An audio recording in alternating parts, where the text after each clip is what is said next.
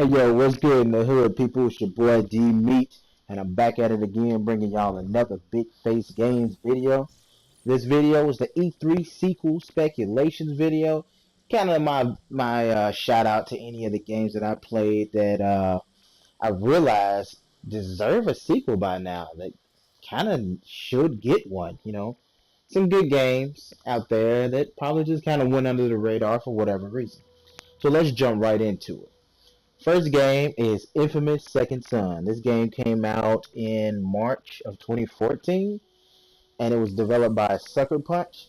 And that's it. We haven't really heard much about anything from Infamous or Sucker Punch in a while. The last thing that they did, I think they released the Infamous First Light DLC expansion in August of 2014, but that's kind of been it. That they've gone kind of quiet on anything else.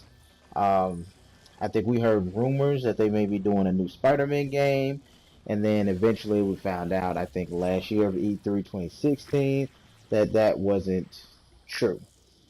We found out that the Spider-Man game is actually being developed by Insomniac. But we do know they are working on a new IP. So I was thinking, could it be possibly another Marvel game?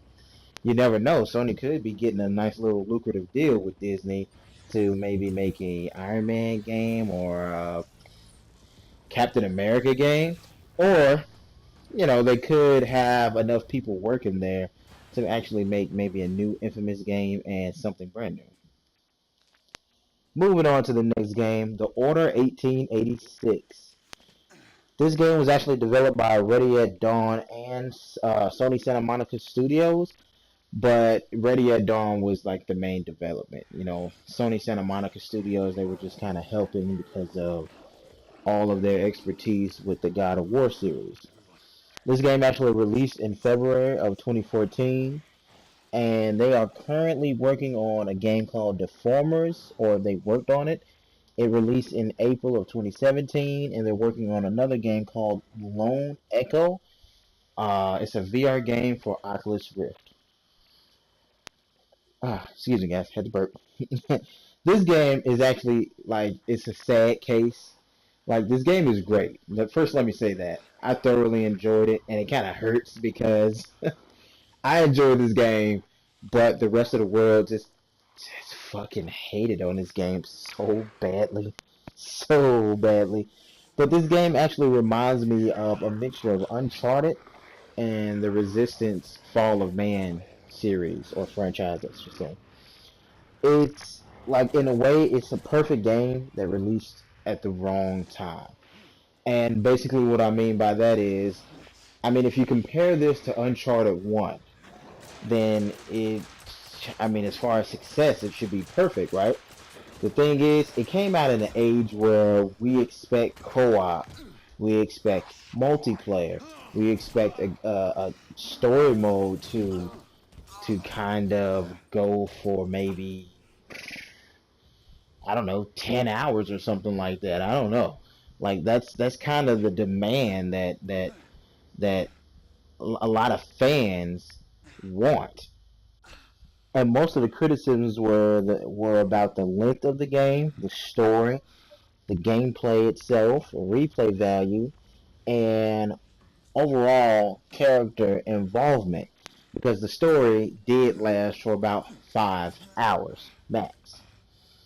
I mean, one of my biggest gripes with the game was that the single player, like, they released a single player only game with no co-op and no multiplayer, when the game itself had characters that could have driven co-op. It could have driven multiplayer. I think they just wanted to keep a single mind on, let's just do this and we'll go from there kind of mentality. And I think that ultimately hurt them in the long run, because, like I said, the game is great. Then the story, I don't agree with the fact about the story as a negative. The story was actually pretty cool. I enjoy, like, werewolves and vampires and all of that, dark stuff. But the story is actually pretty cool. And the gameplay was actually good. Like even the weapons were so damn fun to use, you know. But like I said, it was a game that came out at the wrong time, and it just hurt them. It just hurt them bad. But Ready at Dawn is actually showing interest in doing a sequel. Uh, but that's actually not up to them because Sony owns the rights to the IP. So I guess we'll just have to wait and see. Moving on to the next video. Good old DMC Devil May Cry. I know what you're thinking. Why the fuck would he show this? Well, I am a fan of Devil May Cry, and just like everybody else, I was pissed to see just a regular black-haired, fucking bluish red jacket Dante. I was actually kind of pissed. I expected a lot from Ninja Theory, and it hurt my feelings. But let's get right into it a little bit deeper. Of course, this is Devil May Cry. The game was developed by Ninja Theory. It was released on PS3 in January 2013 and re-released on March 2015 on the current systems that we have now.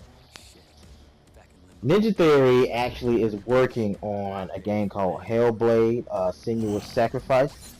And if you don't already know, that game is scheduled to be released August 8th of this year, which, hey, congrats to them. But let's get back into Devil May Cry. Once I get like all my little angst out the way, I was being pissed about Dante. I knew I was gonna buy the game because I'm a Devil May Cry fan, and I like what Ninja Theory can put out. And once I got the game, I was like, damn. Gameplay wise, this game is fucking spectacular. The game went fucking hard. It was savage as shit. Like let's be real. It was probably the best feeling Devil May Cry game since Devil May Cry 3. And don't get me wrong, Devil May Cry 4 was no slouch. But damn, this game felt good. Like it felt real good to play this game. The story was pretty good. I enjoyed the story. I enjoyed the damn demons and characters. Even though it's more of a remake of Devil May Cry 1 in their own way, in their own fashion. I did thoroughly enjoy this game. I think they deserve a second chance. If you think about it, Capcom did the same thing with Mega Man. You got Mega Man, 1 through 9, and then you got the Mega Man X series, 1 through whatever. Then you have Mega Man Legends and all the other Mega Man. It doesn't mean that it's taking over the normal Devil May Cry. It just means that there's another Devil May Cry out there. Now moving on to the next one, good old Devil May Cry 4. Now the last we heard about Devil May Cry 4 came out, of course made by Capcom, but it came out January of 2008 and re-released on the current systems in June of 2015. I'm just going to say this. It's time for a new Devil May Cry. It's time for Devil May Cry 5, baby. Devil May Cry 5. I need that in my life. 2017. What I say? Short and sweet, baby. Let's go. Alright, moving on to the next one, The Evil Within. This one took me by surprise. Okay. So, the game was made by Tango Gameworks and published by Bethesda. The game was also released in 2014 of October, but it was one of those games that released on current gen and the previous generation. So it was on PS4 and PS3 and blah blah blah. To my knowledge, Tango Gameworks is not working on anything else. This, out of every other game on this list, is primed. Primed. I gotta spit a little bit. Primed when I say that. It is primed for a sequel.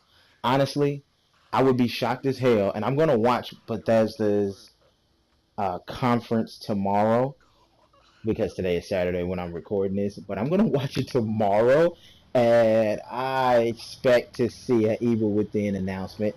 And I got my fingers crossed for Rage 2. I know I'm probably the only person in the world like Rage 2.